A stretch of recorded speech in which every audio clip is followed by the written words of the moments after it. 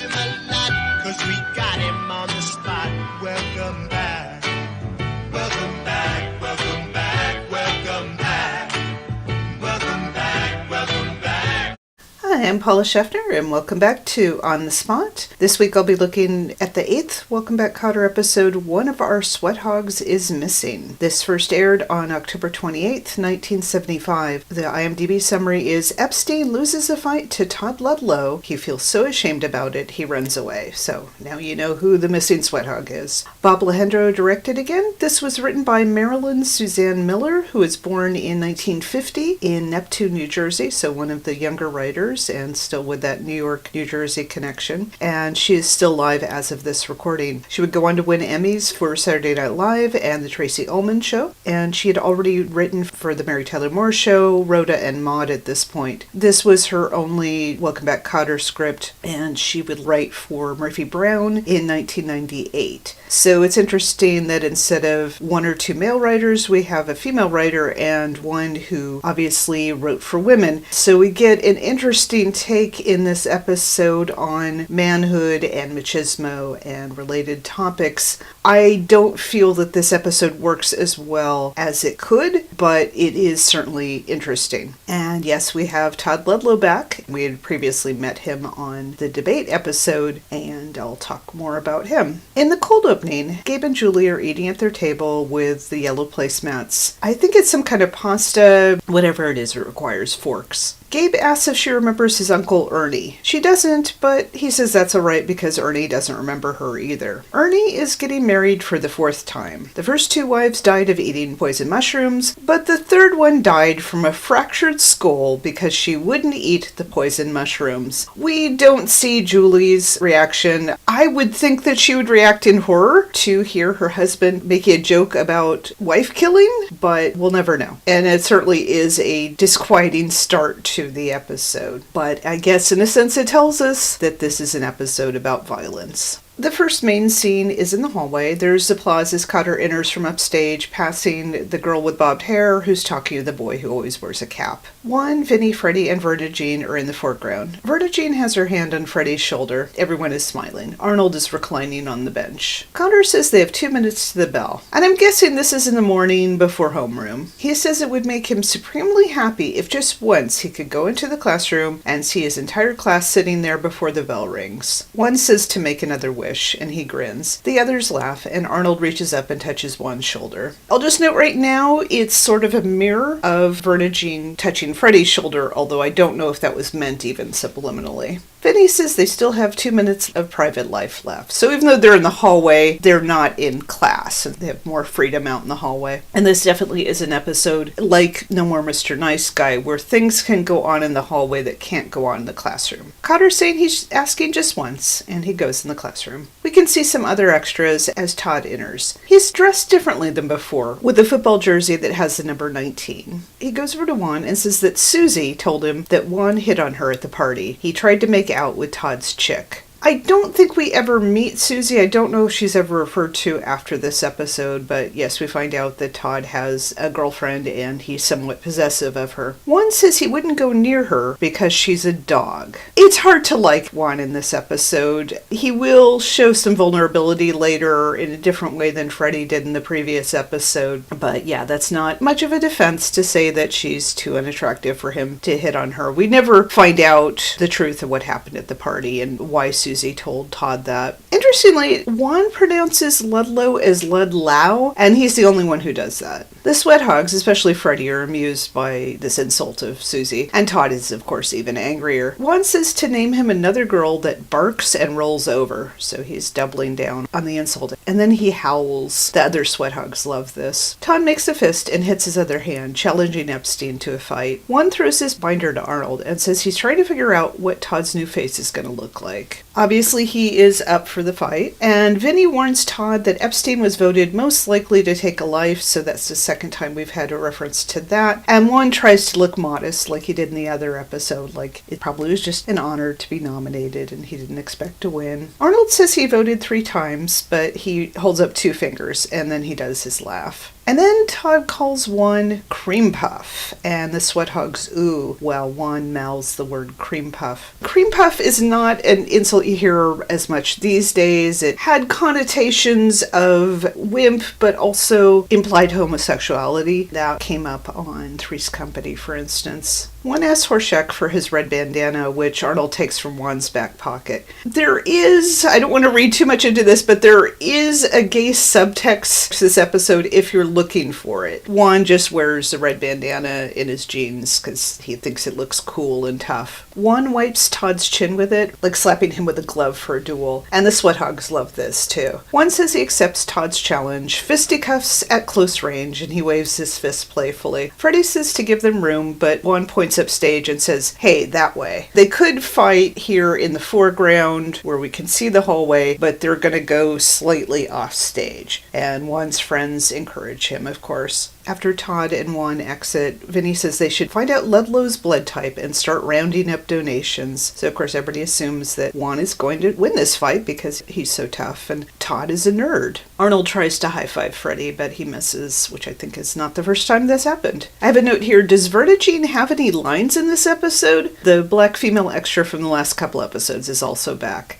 I don't know the shooting order on these things. It's possible Vertigine had more to do in the draft. It's also possible that she wasn't originally supposed to be in this episode, but then they thought, oh, well, we just had her almost marry Freddie. We really should have her be part of the gang. So she's present, but doesn't really affect things one way or the other. Very different than the treatment of Rosalie, for instance, where Rosalie would always have something to say even if she wasn't central to it. The bell rings. Kotter comes out of the classroom and tells them they're going the wrong way because, of course, they're going to watch the fight. Freddie says Dr. Epstein is performing a nose transplant, and he amuses himself and the extras in the background, which includes a new guy with glasses, the fluffy-haired guy, and the black girl. Although we didn't hear anything of the fight, it's possible that it was just a very quick punch, and we didn't even hear a thud, but maybe this was covered up by chatter or the bell or something. Todd now returns with Epstein's bandana. He says, there ain't nothing like a brisk morning workout, boys. This is definitely a tougher, less intellectual Todd than we got on the debate episode. And it's interesting they decided to play it that way, because to me it seems like it would have been more humiliating if we had the comparatively nerdy Todd that we saw previously rather than this one. But maybe because he was playing to fight Epstein and then he unexpectedly won, he dressed in a more macho way and he's now acting more macho. He's thrown the bandana to Arnold, who confronts him with it, while Freddie and Vinny also come over. Kotter orders his students into the classroom. Vertigine does make an O of protest. That's the closest she has to a line. The Sweathogs reluctantly file in. Todd says Epstein is back there on the floor. Kotter tells him to go to his class. He doesn't report him or anything. He doesn't scold him, maybe because he figures, well, Juan was fighting too. He doesn't want Juan to get into more trouble, but it did seem an odd way for a teacher to handle it. Juan comes back after Todd exits, and Kotter grabs him and asks if he's okay. Kotter tells Juan to look at him, and he holds Juan's head by the chin. Kotter is amused and maybe proud that Juan got a black eye. He says Juan didn't look that terrific to begin with, so he's mocking Juan's looks shortly after Juan made fun of Susie. Juan sulkily glares at him. Kotter grabs his arm and says they'll be late for class. Juan pulls away and says he ain't going to class. He's never going to class. He opens his hall locker, which is not to be confused with his gym locker where Todd ended up on the No More Mr. Nice Guy episode. Juan takes out his sleeveless denim jacket, and he has been wearing a t-shirt with an eagle on it, and I don't know if there's any sort of symbolism to that, but now it's partially covered up. Juan says he's going into the religious life, which is interesting because later Vinny will have a whole episode about wanting to go into the religious life. Kotter says Brother Epstein. He's assuming that Juan's not going into Jewish religious life, and he says he can see the headlines. Puerto Rican Jew joins monastery, becomes the first schlamunk,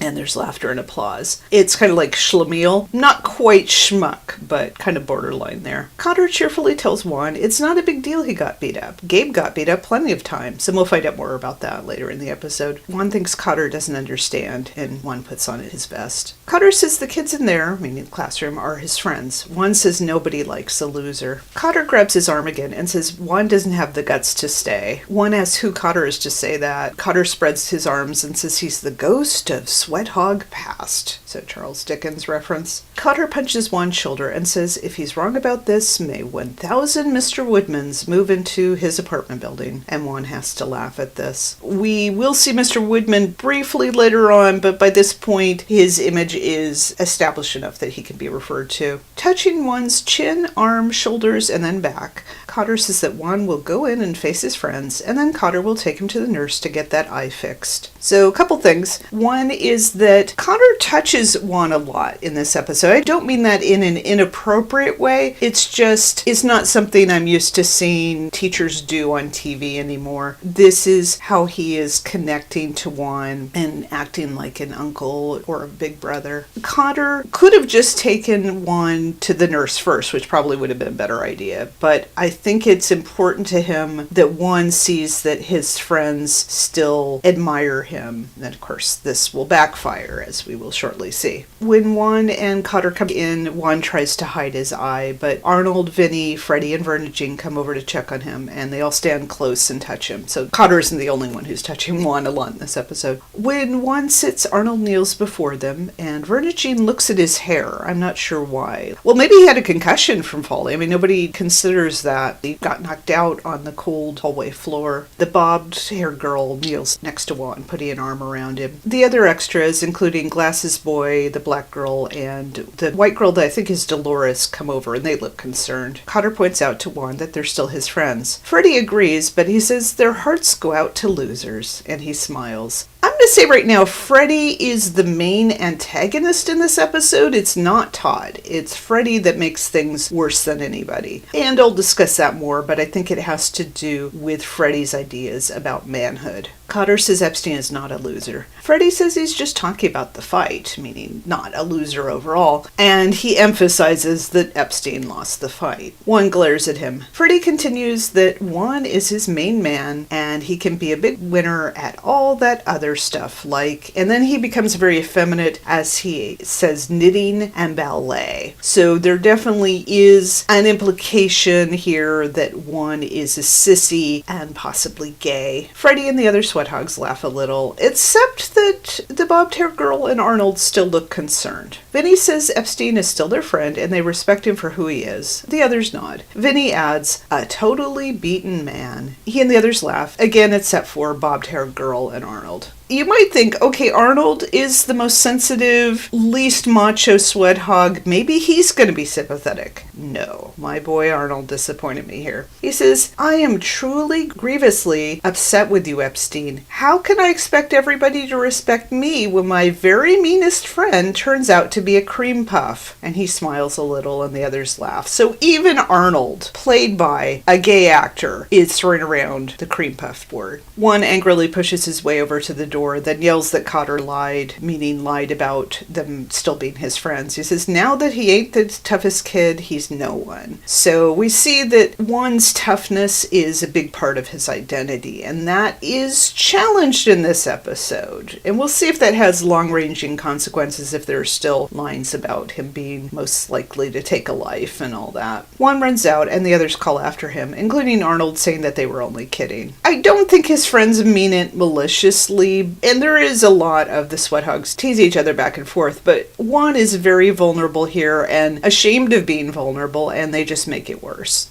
There's applause as we fade out, and Kotter gestures that they should go back to their seats. My note is, does Kotter wait until the next break to look for Epstein? If nothing else, Juan needs his eye taken care of. Instead of Kotter saying, I'll be back in 5 minutes, I need to go catch up with Epstein, presumably he just goes ahead with homeroom. And that, too, will have consequences. The next scene is in the Kotter's apartment again, and Gabe is holding a coffee cup with one hand and the phone receiver to his ear with his other hand. He's wearing gray slacks, a blue-collared shirt, a tie with diagonal stripes of black and blue, which I don't know if that was supposed to be symbolic. Julie is holding his gray jacket that matches the slacks. I need to talk about her quote-unquote business that she does, the acting thing of where you don't have a line, but you're still doing things to add realism to a scene. So she takes his coffee cup and she sips from it with one hand while putting his jacket on one of his shoulders with her other hand. Then she hands him back the cup and puts his jacket on him, even holding the phone for him at one point. After he shrugs on his jacket to even it out, Julie straightens his tie, and she does all this without any acknowledgement, even eye contact. It's one of those things that I notice as an adult and as a feminist. I love that Julie is so supportive of Gabe, but I just wish she wasn't sort of waiting on him in this scene. I wish it had been directed a different way, even just to have him mouth thank you or some kind of acknowledgement. But he's too lost in his phone call, which is with Mrs. Epstein, and like all of the phone calls on the series so far, it is just one-sided, and we have to guess what the other party is saying. Mrs. Epstein suggests that Juan has gone to the zoo with the rest of the animals,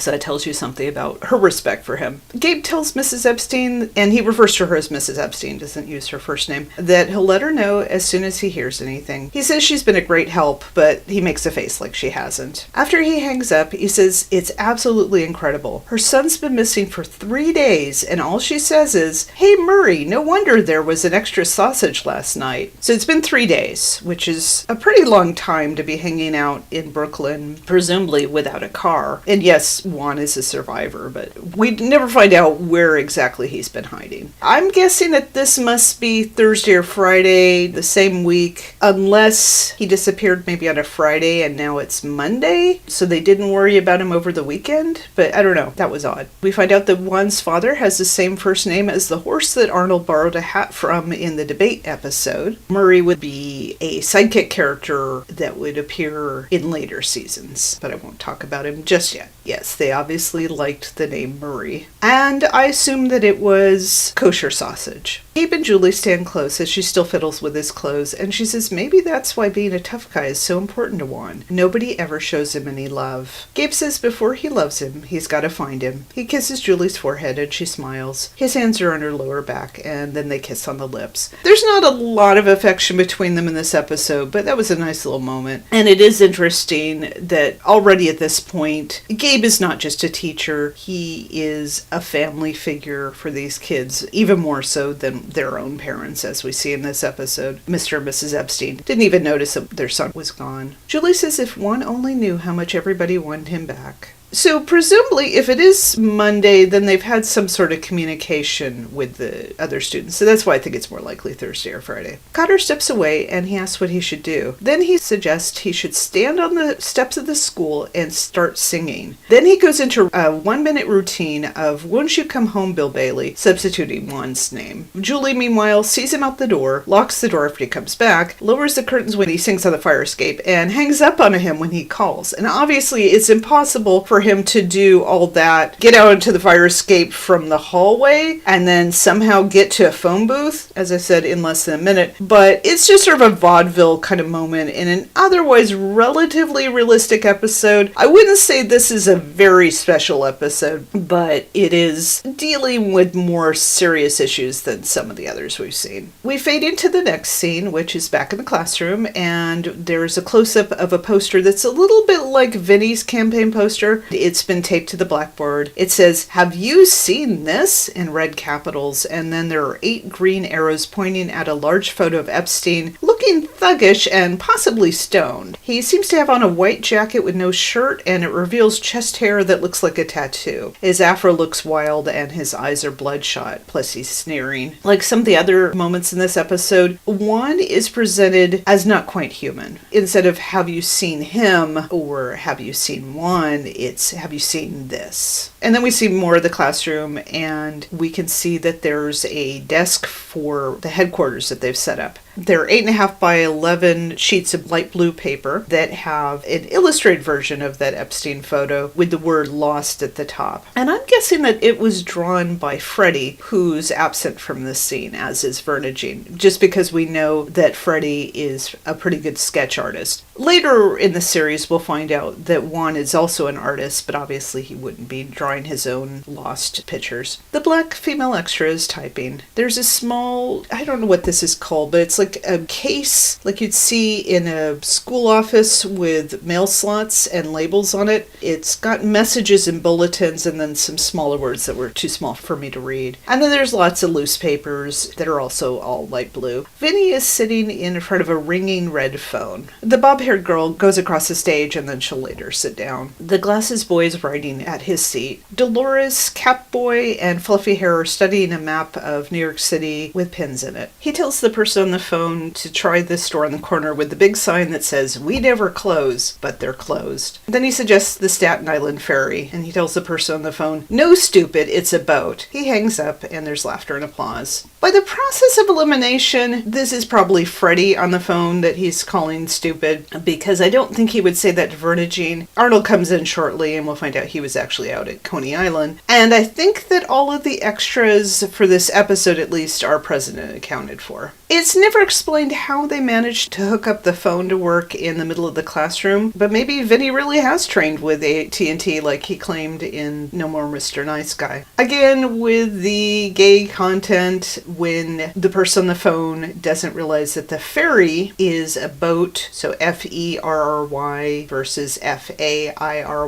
Vinny goes over the map, and we can see the red, blue, and green flag pins, but I have no idea what they represent. Presumably there's some code that Vinny at least understands. He tells the rest of you guys to take Manhattan, the Bronx, and Staten Island, even though he just told the person on the phone to go to Staten Island. Cap Boy, Glasses Boy, and Dolores try to leave in a bunch, but Kotter has come in and he stops them to sing, "And tell me what street compares with Mott Street," which apparently is from a song called Manhattan that was sung by Ella Fitzgerald. These extras look at him like they don't get it, and I don't blame them. It's not as famous a song as the Bill Bailey song. He tells them to sit down, so they do, as does Fluffy-Haired Boy. Kotter tells Barbarino that this is a classroom, not Allied Command Headquarters. Another historical reference, this time to World War II, and presumably they had not set up Epstein Central until today, but were using other methods to look for Juan. Also, presumably this is homeroom rather than afternoon social studies, because I can't picture that they would be able to set up the room between homeroom and social studies, but I could see them getting there early in the day and setting it all up. Vinny says this is their all-out effort to find their friend Epstein. Mr. Kotter was right. It was sort of their fault that Juan ran away. It is very much their fault, but I think Vinny is one of those people that has trouble admitting he was wrong. Not to a Fonzie level, but still, it's not easy. Vinny says they're going to make up for it. Everybody's out looking everywhere. He hands Kotter a blue pen to help. Kotter asks about the red phone, and Vinny does a bit of his what-where routine. It's not yet at an elevated catchphrase, but this episode certainly pushes it enough that we can see it's going in that direction. Vinny gradually admits that they found the phone lying around in Mr. Woodman's office. Kotter shakes his head. Arnold opens the door and he groans, then he comes in with his hand to his stomach. Vinny asks what the story is on Coney Island. Arnold then explains how 12 potato knishes told him to eat them, and he acts out the knishes. Gabe shakes his head and tells him you can't trust a knish. He tells Arnold to sit down because he's knished out. Woodman comes in and asks what the meaning of all this is. Kotter says for class today they're conducting a missing persons bureau, trying to locate Juan Epstein, making it sound like this was his idea. Woodman crosses his arms and says maybe Juan joined the circus as a half-man, half-beast. Then he sees his red phone and uncrosses his arms. There's a replay of the what-where routine, but this time Kotter is doing Barbarino and Woodman takes the Kotter role. The phone rings and Kotter tries to answer it, but Woodman says no one can answer his phone but him, even though of course Vinny has been answering it. But the call is for Kotter. Julie says, off screen of course, that Epstein has locked himself in their bathroom. So Kotter tells Woodman that he's got to take over the class. Just pretend he's in charge. It's pretty disrespectful of him. I'm assuming that it doesn't go the way it does in No More Mr. Nice Guy, where Woodman wins over the class by doing more reenactments. Kotter quickly explains and says he has to get home before Juan drowns Gabe's rubber duck. Which isn't much of an exit line, but it does tell us that Kotter either plays with a rubber duck or wants people to think that he might have one. Then we're back at the apartment, and Julie knocks on the bathroom door. She says that Juan has been in there over an hour. I'm guessing he showed up right after Julie hung up on Gabe's singing, and she says he must be awfully hot and thirsty by now. The camera pans so that we can see part of the bathroom on the other side of the wall, so it's more like a stage set. There are plants, including one in a macrame hanger, blue towels, a white sink, and a white hamper. There's no toilet or tub, but we know that they have those. Juan is sitting cross-legged on a blue rug that's on blue tile, and he's reading a magazine, presumably one that the Kotter's own rather than one that he's been carrying around. He's in the same outfit from 3 days ago, which makes sense. She offers him a nice cold soda, but he says he's a punk, and punks don't deserve nice cold sodas. The way punk is used here is, well, it's not punk in the punk sense that would come along in another couple of years. It has nothing to do with punk music. And it's not quite in the 50s sense of hoodlum. And it more seems to be that Juan sees himself as a punk and worthless because he can't fight well anymore. And we don't know if somebody has been calling him a punk or if that's just how he views himself. He says he wants something warm and flat because he doesn't deserve a nice cold soda. Gabe comes home and Julie greets him with a weary, "Hi, honey." Gabe asks if Juan is still in the bathroom and she says, uh-huh. She tells Juan that Mr. Kotter is here. Juan is now standing, facing the door, but slouching. There's a lot with his body language, especially in this scene, showing what he's going through. Julie says she'll be right back with Juan's flat soda. Don't go anywhere. He looks around in confusion and asks where he'd go. For some reason, Kotter feels the need to knock and say, "Epstein, it's me." He asks where Epstein has been. Juan looks in the mirror like he's checking his black eye, which still looks pretty bad, but then he probably didn't get any treatment for it. He says he was missing. He's still missing. Kotter tells him he's not missing. He's in Kotter's bathroom, and right now Kotter wants to take a bath. Juan is understandably skeptical, and he says it ain't Saturday. The old thing of you would only take a bath once a week and it would be Saturday night, although maybe Juan only takes one bath a week. And obviously, it's still morning, maybe late morning by this point. There's not any way that Gabe would be taking a bath on a school morning. Like I said, we don't know where Juan went. He just was missing. And he'll talk about that later, that it was just sort of, he didn't really exist while he was gone. Now Kotter pounds on the door and tells Epstein to come out of there or Kotter will break the door down. Then Gabe and Julie quietly talk about how he won't do this, but that's what you're supposed to say in situations like this, because that's always a cliche. Then, with Gabe and Juan separated by that wall, they both end up doing Jimmy Cagney as a gangster and a dancer, which the studio audience enjoys. And this is certainly an episode where you see Kaplan and Hedges play off of each other.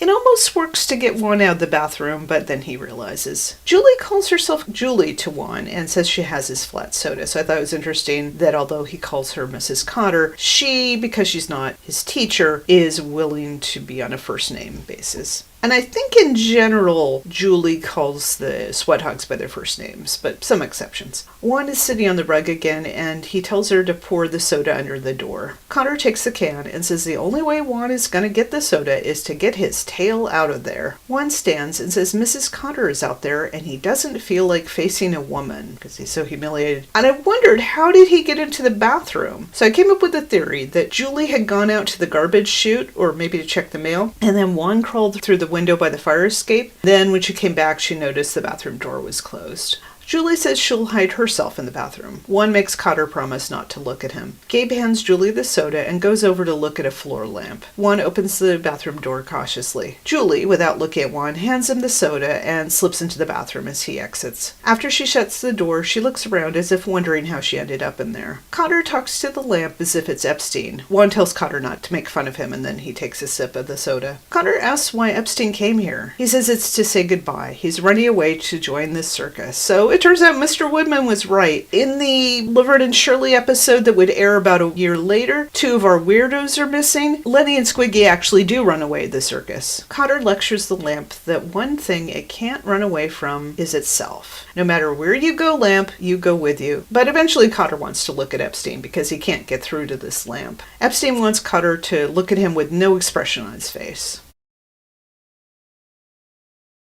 Kotter speaks robotically with that expression. Epstein says he can't go back to school because he's a punk. His friends are right. He goes over to the mini fridge and takes out an apple. He calls himself a child of the streets, a fly speck on the highway of life. Sounding like he's going to cry, he says nobody cares about him. He takes a bite of the apple. And I don't know what he's been eating for 3 days. I mean, in a way he's mooching, but I don't think that Kotter's mind. Kotter asks why those kids have been combing the city looking for Juan if nobody cares about him. Juan doesn't believe him. Kotter puts puts his hand on Juan's shoulder and says those kids care about him. They all do. Meaning he and Julie, but probably not Mr. Woodman. With his mouth full and still sounding sad, Juan says, then how come you didn't write? He's still a kid. Julie comes out of the bathroom and she says, Juan, you poor baby. Because she's a soft touch. Juan tells her not to look at him, so Gabe tells her to look at the lamp. When Kotter looks at Juan, he says that he sees a sensitive, bright, energetic kid that has a lot more going for him than muscle, which is true. And we do see aspects of that in this episode, more so as the series goes on. Juan asks where that guy is, so Kotter shows him by touching Juan's forehead and chest, meaning his mind and his heart. Juan holds up his fist and says, how about right here? Kotter opens Juan's fist and says, there's nothing in there. It's empty. Then, as a fortune teller, he says, however, you are going to meet a tall, dark stranger. They smile at each other. Someone knocks. Julie calls Gabe honey and says she's through looking at the lamp, and now she's answering the window. She raises one of the windows as Freddie does the other. Freddie, Vinny, and Arnold enter. I noticed that Bernadine didn't tag along. It's different than in the pilot, where we did get Vinny's girlfriend of the moment tagging along. And yeah, again, they could have incorporated Bernadine more in this episode, but oh well. Gabe rants about telling them not to come in through the window, which we've heard him do on at least one other episode. Julie says at least they're making progress. They knocked. Vinny has put his hands on Epstein's shoulders, and he asks how he's doing. Vinny and Freddie want Juan to come back and wipe out Todd Ludlow. Arnold turns the idea of beating up Todd into a cheer. Still looking sad, Juan shrugs and shakes his head. Vinny asks what's the matter with him. Kotter says that Epstein has decided that there's more to being a man than winning or losing a fight. Manliness is not measured by the amount of macho a guy's got. Should be machismo, but macho was not quite as mainstream a term as it would become over the next 5 or so years. And you would hear it, for instance, on Three's Company, which had different issues about masculinity and toughness and violence, and homosexuality for that matter. Arnold agrees because he gets along without any macho at all. The character of Arnold is in a difficult spot in this episode, and probably Ron Palillo, although it was a paycheck and he enjoyed doing the show, I think. Because he's not a macho character. Unlike Vinny and particularly Freddie, he doesn't have really strong ideas about what being a stereotypical man is, but he had seen Juan in a particular way, and he's admitting that he himself is not macho. Vinny puts his arm around Arnold's neck and says that he's holding Arnold's macho until Arnold gets older, and Arnold smiles. Vinny is kind of paternal with Arnold in these early episodes, sometimes in a controlling way and sometimes in a protective way, and we see that here. Like, Arnold is younger than him. Freddie says a real man's gotta be tough. Juan says no way and asks if just because Ludlow took him out, that means he's less than a man. Pointing to his head and his heart, he says, what about what he thinks and how he feels? Freddie says that's a lot of jive words from Mr. Kotter. So he recognizes this is not Juan's usual way of communicating and Juan's ideas. It sounds like something that Mr. Kotter would say, because Mr. Kotter is the modern, educated, sensitive man. He's no longer a sweathog.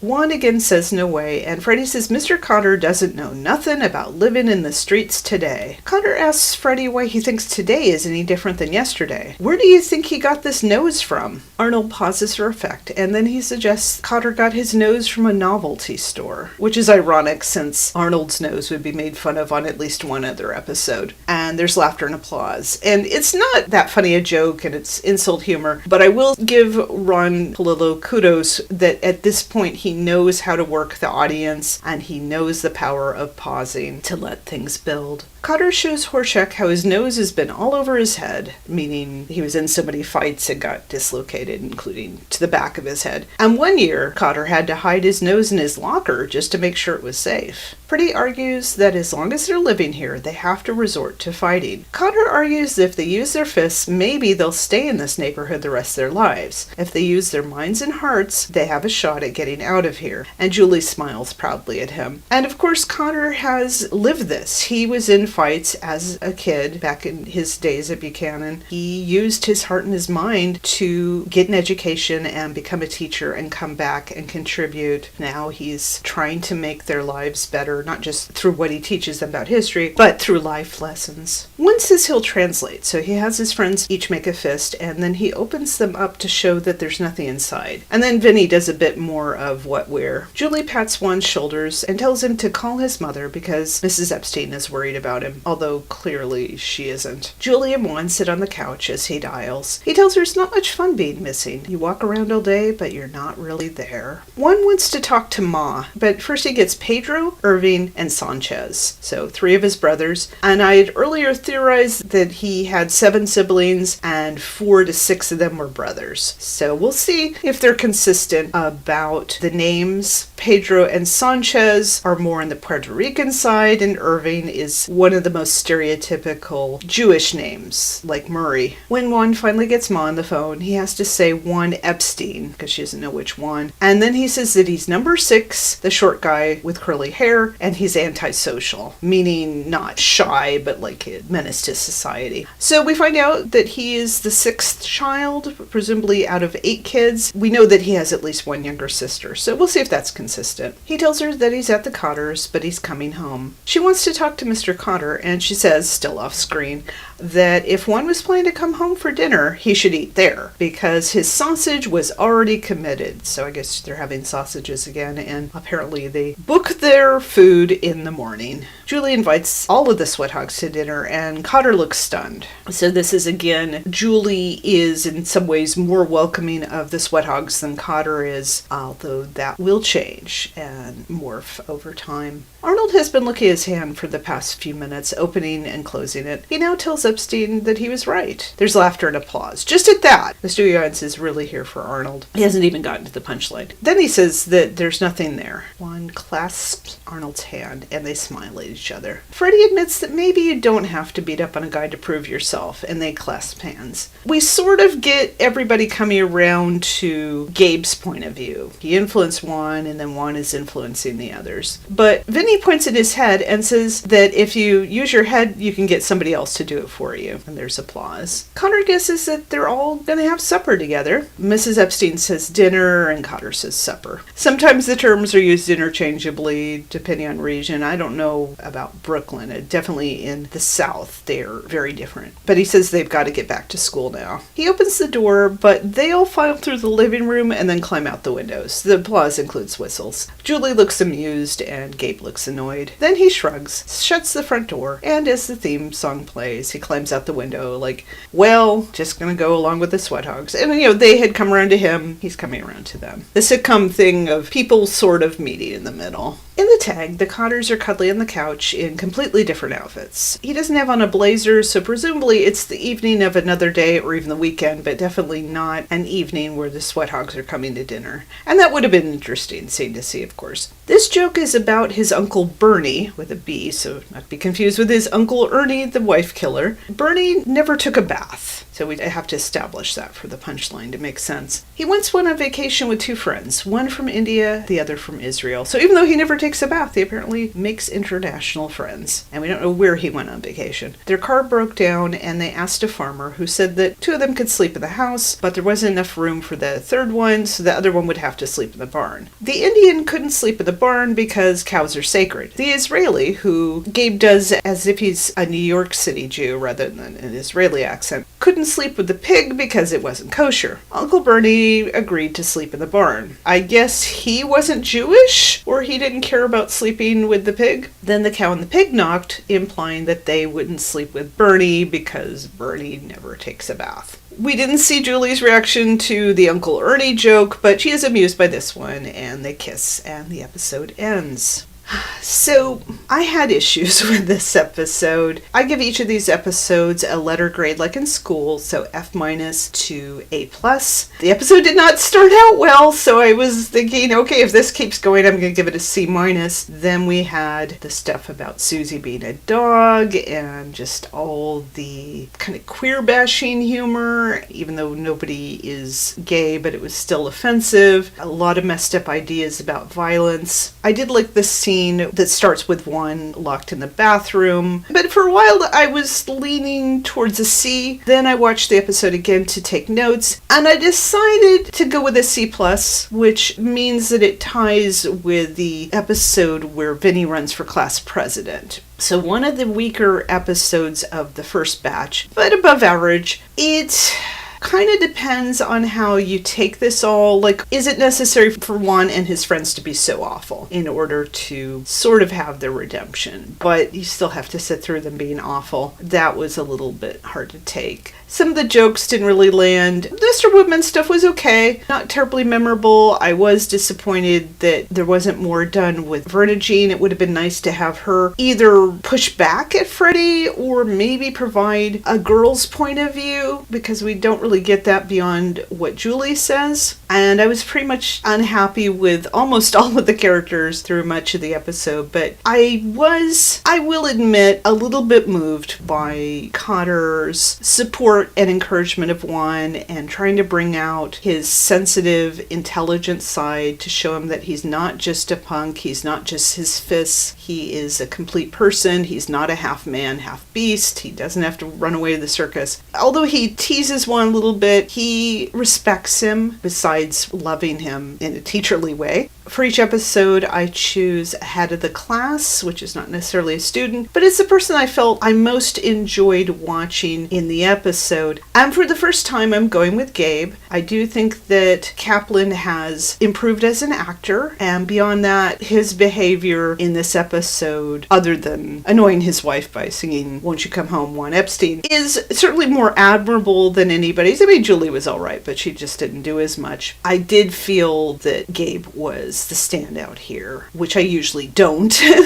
And generally, Gabe is the sanest person, and that's not necessarily the most interesting to watch. And we've had quite a few episodes already about Gabe getting involved in the kids' lives and making it worse. I don't think he really does that. I mean, other than thinking that one's friends would be more supportive, but that's not his fault. There is this weird subtext. How much of that is implied, I don't know. It's kind of tricky to figure out because it was written by a woman, directed by a man, mostly male cast. It brings up these issues of what does masculinity look like in 1975, especially to a tough, poor, somewhat neglected Brooklyn teenager. It was interesting to see that. But yeah, I will talk about this a little bit. Not that I am a Juan/Arnold shipper, but you can certainly interpret the episode as Arnold is a little bit in love with Juan. There's some body language and some other moments that support that, and he idolizes Juan in a different way than he idolizes Vinny and Freddie. But of course, we need to distance ourselves from that possibility, and people are throwing around the word cream puff, including Arnold himself. That makes for some uncomfortable but interesting viewing. I marginally recommend this episode. It's certainly not one of the better episodes of season 1, but I think in a different way than Classroom Marriage, it was necessary to soften one of the characters and to show other sides. Classroom Marriage, it is handled beautifully. We see Freddie's insecurities and why he's acting in the particular way. Freddie is a relatively cool character, not just in terms of groovy,